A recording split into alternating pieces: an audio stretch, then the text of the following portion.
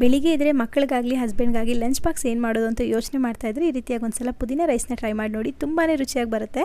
Mixer ಜಾರ್ಗೆ 1 ಇಡಿ ಆಗೋಷ್ಟು ಪುದೀನ ಸೊಪ್ಪು, 1 ಇಡಿ ಆಗೋಷ್ಟು ಕೊತ್ತಂಬರಿ ಸೊಪ್ಪು, ಸ್ವಲ್ಪ ಶುಂಠಿ, 1 ಗೆಡ್ಡೆ ಆಗೋಷ್ಟು ಬೆಳ್ಳುಳ್ಳಿ, ಖಾರಕ್ಕೆ ಎಷ್ಟು ಬೇಕೋ ಅಷ್ಟು ಹಸಿಮೆಣಸಿನ್ಕಾಯಿನ ಸೇರಿಸ್ಕೊಂಡಿದ್ದೀನಿ. ಜೊತೆಗೆ ರುಬ್ಬೋದಕ್ಕೆ ಎಷ್ಟು ಬೇಕೋ ಅಷ್ಟು ಮಾತ್ರ ನೀರನ್ನು ಸೇರಿಸಿ ಈ ರೀತಿ ಪೇಸ್ಟ್ನ ರೆಡಿ ಮಾಡ್ಕೊಬೇಕು.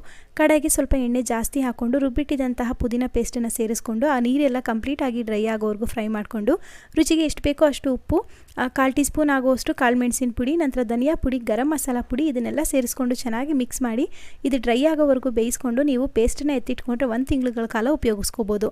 ನಂತರ ಬಾಣಲೆಗೆ ಸ್ವಲ್ಪ ಎಣ್ಣೆ, ಸಾಸಿವೆ, ಗೋಡಂಬಿ, ಈರುಳ್ಳಿ, ಕರಿಬೇವನ್ನು ಹಾಕಿ ಫ್ರೈ ಮಾಡ್ಕೊಂಡಿದ್ದೀನಿ.